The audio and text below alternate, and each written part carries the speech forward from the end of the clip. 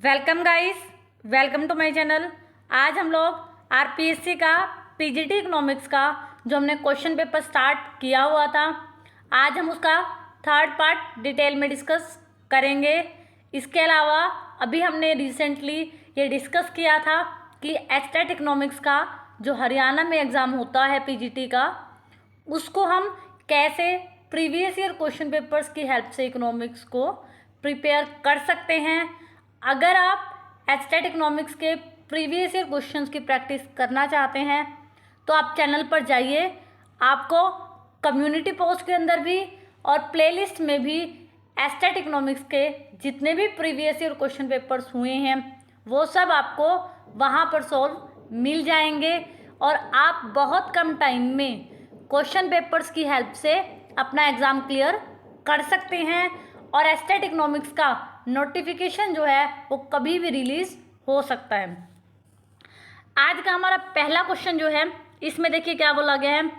According to Heckscher Ohlin theory, in the case of international trade between two countries, यहाँ पर ये बोला है हेक्सचर-ओलिन के हिसाब से जो इंटरनेशनल ट्रेड होता है टू नेशंस के बीच, उसका रीज़न क्या है।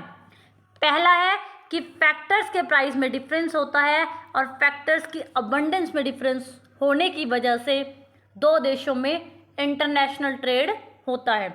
सेकंड ऑप्शन है difference in quality of factors, कि जितने भी फैक्टर्स हैं उनकी क्वालिटी में डिफरेंस होता है।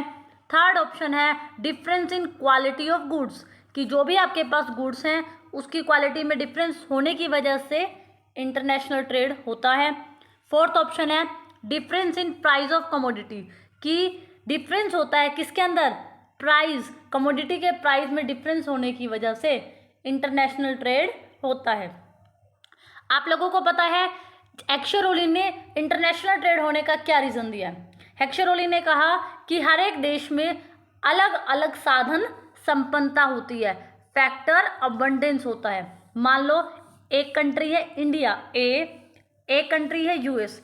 अब देखिए इंडिया के पास लेबर बहुत ज़्यादा है तो उसे क्या करना चाहिए, क्योंकि ये कंट्री क्या है, लेबर अबंडेंट कंट्री है, यहाँ पर लेबर का प्राइस क्या रहेगा, सस्ता रहेगा। और बी कंट्री जो हमने यूएस से मानी है वहाँ पर कैपिटल काफ़ी ज़्यादा है तो वो क्या है, कैपिटल अबंडेंस कंट्री है और वहाँ पर कैपिटल का प्राइस क्या रहेगा, कम रहेगा। तो हेक्सचर-ओलिन ने क्या कहा, जिस भी कंट्री के अंदर जिस भी संसाधन की बहुलता है उसको उस संसाधन का प्रयोग करना चाहिए, वस्तु का उत्पादन करना चाहिए और इंटरनेशनल ट्रेड करना चाहिए और इससे क्या होगा, दोनों ही कंट्रीज़ को फ़ायदा होगा। तो यहाँ पर फर्स्ट ऑप्शन की डिफरेंस होता है फैक्टर्स के प्राइसेस में एंड फैक्टर अबंडेंस में। तो ऑप्शन नंबर फर्स्ट आपका राइट आंसर हो जाएगा। अगला क्वेश्चन देखिए, अगले क्वेश्चन में क्या बोला गया है, who propounded the theory of opportunity cost of international trade. International trade की जो अपॉर्चुनिटी कॉस्ट की जो थ्योरी है वो किन्होंने दी है। अब आप लोगों को पता है हैबरलर जो थे उन्होंने अवसर लागत का जो सिद्धांत है इंटरनेशनल ट्रेड में वो दिया था। यहाँ पर ऑप्शन नंबर थर्ड आपका राइट आंसर हो जाएगा। अगला क्वेश्चन देखिए, which of the following is a non economic argument for protection. इनमें से कौन सा जो है क्या है, गैर आर्थिक तर्क है प्रोटेक्शन करने के लिए, संरक्षण के लिए।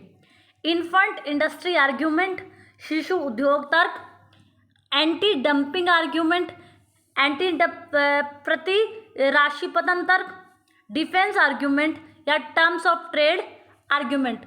आप लोगों को पता है दो तरह के आर्ग्यूमेंट होते हैं, कौन कौन से, एक तो इकोनॉमिक आर्ग्यूमेंट होते हैं और एक होते हैं non economic argument. Economic argument में कौन से आर्ग्यूमेंट आएंगे, प्रोटेक्शन का करने का मतलब है कि आप किस तरह से अपनी जो इंडस्ट्रीज़ हैं, जो अभी नई नई इंडस्ट्रीज़ हैं, उनको आप किस तरह से प्रोटेक्शन देते हो।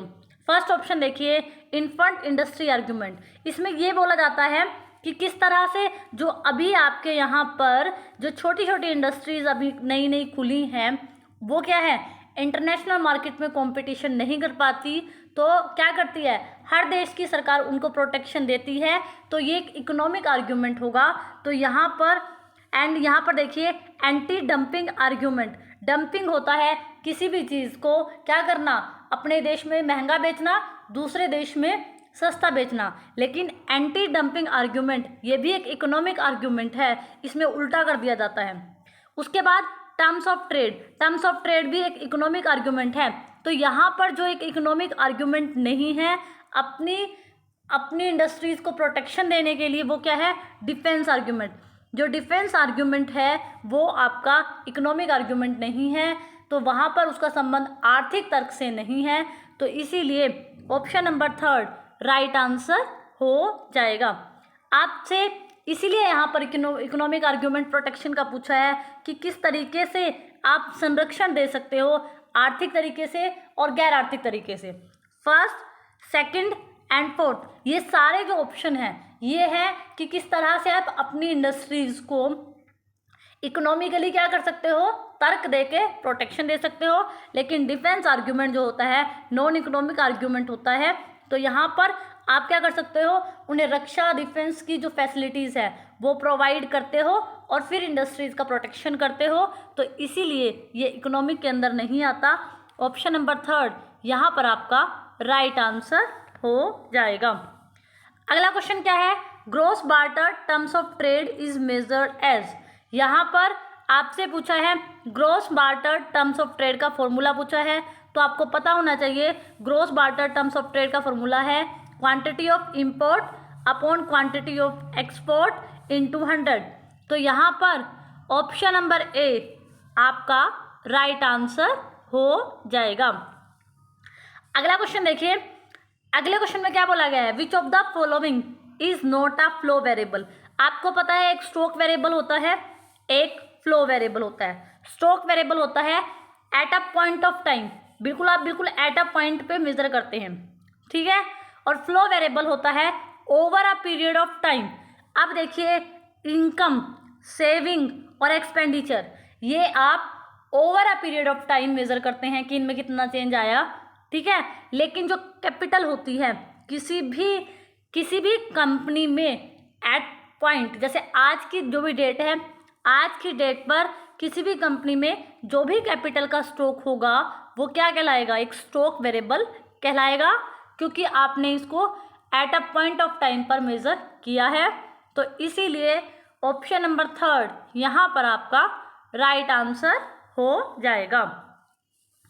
अगला क्वेश्चन देखिए, अगले क्वेश्चन में आपसे फॉर्मूला पूछा गया है कि इनमें से कौन सा जो रिलेशनशिप है वो इनकरेक्ट है। ये वाला क्वेश्चन मैं आपको नहीं समझाऊंगी, आपको इस क्वेश्चन का जो आंसर है वो कमेंट सेक्शन में देना है।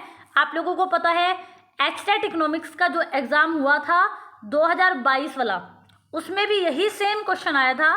तो आपको इस क्वेश्चन का जो राइट आंसर है कि कौन सा इन 4 ऑप्शंस में से कौन सा जो फॉर्मूला है वो गलत रिलेशनशिप को बता रहा है, आपको कमेंट सेक्शन में बताना है, क्योंकि इस क्वेश्चन में कुछ भी समझाने का नहीं है।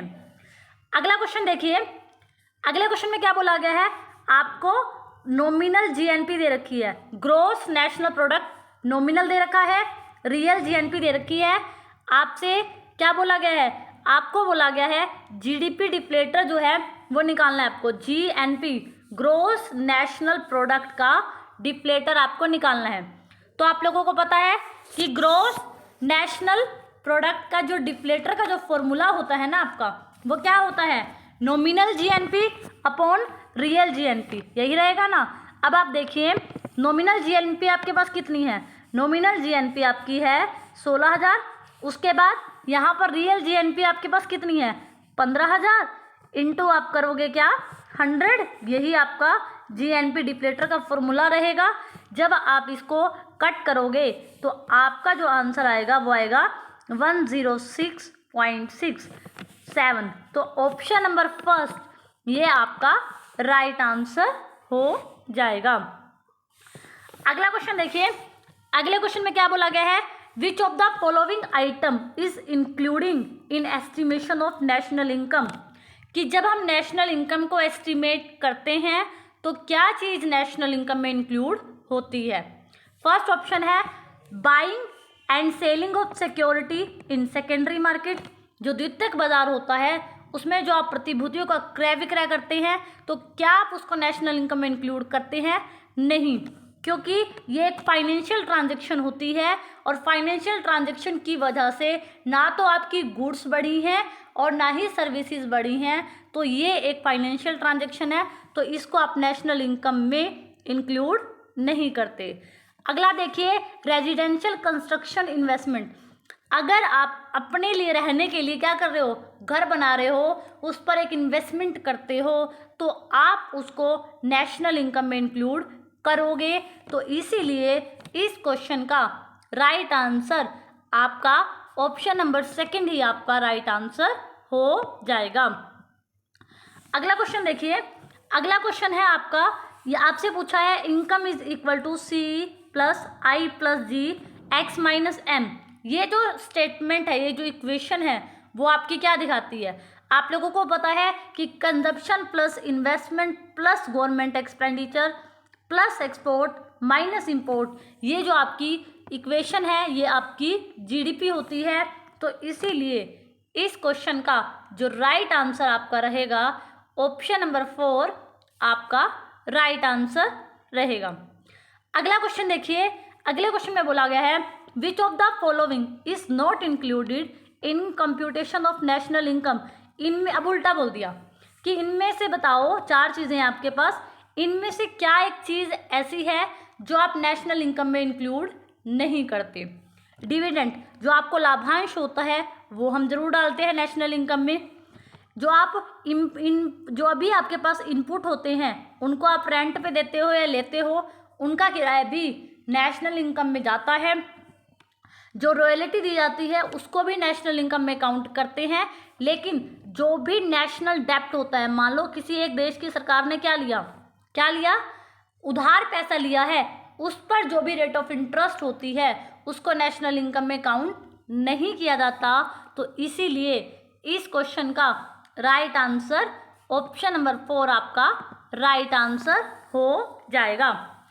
अगला क्वेश्चन देखिए, अगले क्वेश्चन में बोला गया है at what price real GDP is calculate. Real term में अगर आपको जीडीपी को कैलकुलेट करना है तो आप किसका यूज करते हो? मार्केट प्राइस का यूज करते हो, कांस्टेंट प्राइस का यूज करते हैं, एडमिनिस्ट्रेटेड प्राइस का यूज करते हैं, इंटरनेशनल मार्केट प्राइस का यूज करते हैं। अगर आपको रियल जीडीपी को कैलकुलेट करते हैं तो हम बेस ईयर प्राइस से कैलकुलेट करते हैं, और बेस ईयर प्राइस का मतलब है कांस्टेंट प्राइस। तो इसीलिए ऑप्शन नंबर 2 आपका राइट आंसर हो जाएगा। अगला क्वेश्चन देखिए, अगले क्वेश्चन में क्या बोला गया है, according to absolute income hypothesis. Absolute income hypothesis Keynes ने दी है। अब इन्होंने क्या बोला है कि इनके हिसाब से क्या स्टेटमेंट करेक्ट है। तो आपको पता होना चाहिए कि केन्स ने जब एब्सोल्यूट इनकम हाइपोथेसिस दी, उन्होंने कहा इनकम में और कंजप्शन में प्रोपोर्शनेट रिलेशनशिप होता है, कि जितने से आपकी इनकम बढ़ेगी, उन्होंने क्या बोला था एब्सोल्यूट इनकम में, कि जितने से आपकी इनकम इंक्रीज होगी उतने से ही आपका कंजप्शन इंक्रीज होगा। अगर आपकी इनकम कम हो जाएगी तो आपका कंजप्शन भी क्या हो जाएगा, कम हो जाएगा। ये बात बोली गई थी एब्सोल्यूट इनकम हाइपोथेसिस में। तो यहाँ पर देखिए ऑप्शन नंबर 2 आप देखिए कि रिलेशनशिप रहेगा किस किस के बीच में, कंजप्शन के बीच में और इनकम के बीच में। कैसा रिलेशनशिप रहेगा? प्रोपोर्शनल रिलेशन रहेगा। तो यहाँ पर ऑप्शन नंबर 2 ही आपका क्या हो जाएगा, राइट आंसर हो जाएगा। अगला क्वेश्चन देखिए, अगले क्वेश्चन में क्या बोला गया है, बैंड वैगन इफेक्ट जो है वो किसका एग्जाम्पल है? बैंड वैगन का जो इफेक्ट है वो किसका एग्जाम्पल है? रैचेड इफेक्ट का, इनकम इफेक्ट का, डेमोन्स्ट्रेशन इफेक्ट का, स्नोब इफेक्ट का। बैंड वैगन इफेक्ट क्या होता है? बैंड वैगन इफेक्ट क्या दिखाता है कि हम किसी भी गुड्स एंड सर्विसेज को इसीलिए परचेज करना चाहते हैं क्योंकि समाज में, सोसाइटी में और लोगों के पास भी ये है। हमें कोई चीज़ इसलिए चाहिए क्योंकि दूसरे लोगों के पास भी ये है, मतलब हम क्या करना चाहते हैं, हम डेमोन्स्ट्रेशन उसका करना चाहते हैं। तो इसीलिए जो बैंड वैगन इफेक्ट होता है वो एक तरह से एग्जाम्पल है डेमोन्स्ट्रेशन इफेक्ट का, तो इसीलिए ऑप्शन नंबर 3 यहाँ पर आपका राइट आंसर हो जाएगा। अगला क्वेश्चन देखिए, अगले क्वेश्चन में बोला है लाइफ साइकिल जो हाइपोथेसिस है कंजप्शन की वो किन्होंने डेवलप की। जो लाइफ साइकिल हाइपोथेसिस थी कंजप्शन की वो किसने डेवलप की थी? एंडो मोदिगिलियानी ने डेवलप की थी। तो यहाँ पर मोदिगिलियानी, बर्मनबर्ग और एंडो तीनों ही ऑप्शन आपको गिवन है, तो ऑल ऑफ द अबव इस क्वेश्चन का राइट आंसर हो जाएगा। अगला क्वेश्चन देखिए, अगले क्वेश्चन में क्या बोला गया है? Which of the following consumption hypothesis assume irreversible relationship of consumption and income over a time. यहाँ पर ये बोला गया है कि किस कंजप्शन हाइपोथेसिस ने, यहाँ पर क्या बोला गया है?